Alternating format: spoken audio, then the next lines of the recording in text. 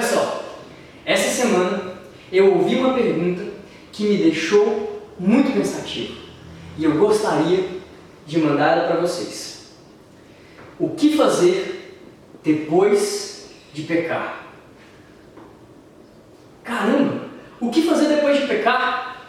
Eu ouvi uma frase do pastor José Gonçalves que diz assim: o nosso arrependimento precisa ser mais escandaloso do que o nosso pecado. E para exemplificar isso, eu gostaria de contar para vocês aqui a história de dois grandes reis escolhidos pelo Senhor. O primeiro deles é Saul. Uau!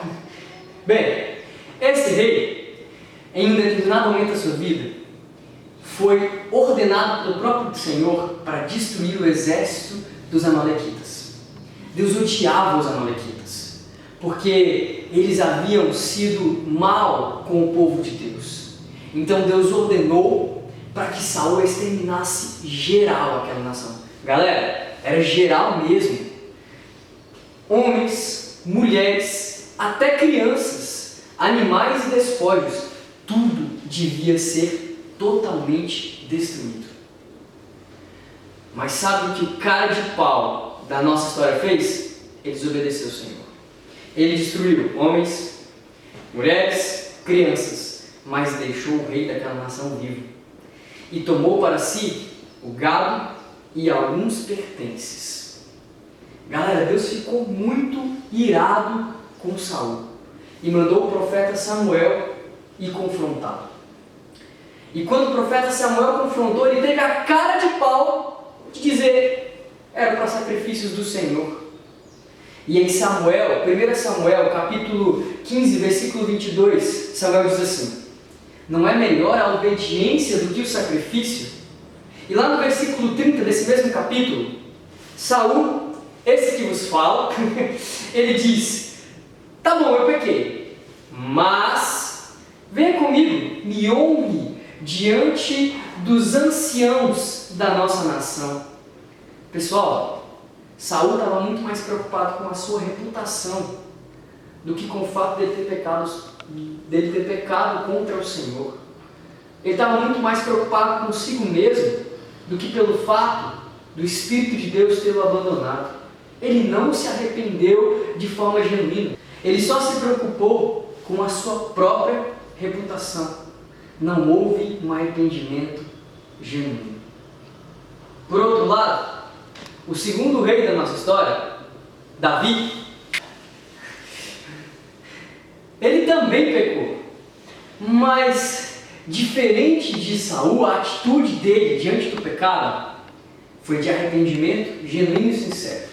A história, a palavra de Deus conta que Davi cometeu um pecado ainda maior que o de Saul. Ele tomou para si uma mulher casada com Urias, um dos seus oficiais mais fiéis. Ele cometeu adultério.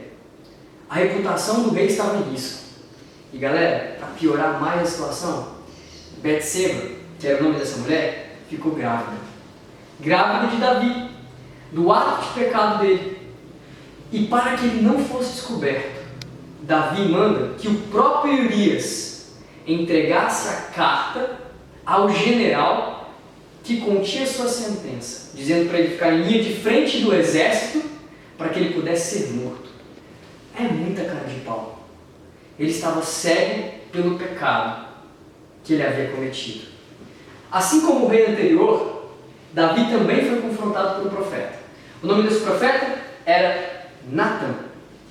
Sabe, pessoal, Natã chegou para ele e disse assim: olha, Davi, havia dois homens.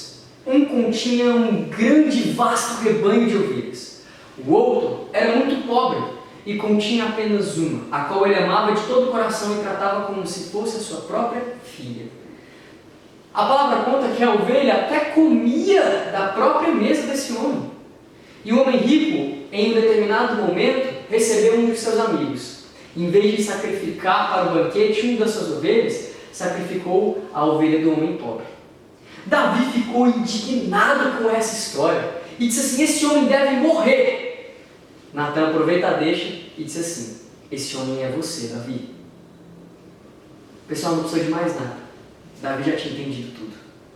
A palavra conta que ele se arrependeu. A palavra diz, a história conta que ele foi para o seu quarto em jejum, ficou sem comer.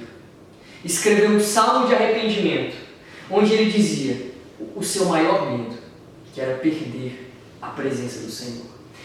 Aqui está a diferença entre dois reis diante do pecado. Um se preocupava apenas consigo mesmo e com a sua reputação. O outro, Davi, se preocupava em perder a presença de Deus. E isso era o maior significado para Davi. Ele tinha medo. Ele dizia: Deus, não afaste de mim o seu espírito, não afaste de mim a sua presença. Pessoal, a nossa atitude tem que ser mais como a de Davi quando pecamos. Nós temos que entender do que estamos abrindo mão quando pecamos. E precisamos nos arrepender de verdade, de coração. O que é importante para você? A sua reputação ou o seu relacionamento com o Senhor Jesus? Que nós possamos nos arrepender de forma genuína do nosso pecado. Como Davi fez, um rei segundo o seu coração. Não porque era perfeito, na verdade ele está muito longe disso, mas porque ele tinha a humildade e a unidade de reconhecer quem ele era e se arrepender. Davi estava muito mais preocupado em perder a presença do Senhor, em entristecer o coração do Senhor, do que com as consequências do pecado. Que esse possa ser a nossa visão. Sabe, o Evangelho não é um livro de regras para a gente seguir. É um propósito de vida. É algo genuíno no nosso coração e precisa ser levado a sério. Vamos fazer de tudo para não pecar, mas se a gente pecar, vamos nos arrepender de verdade. Porque o Senhor tem para nós perdão genuíno. E o perdão nos resgata de qualquer abismo.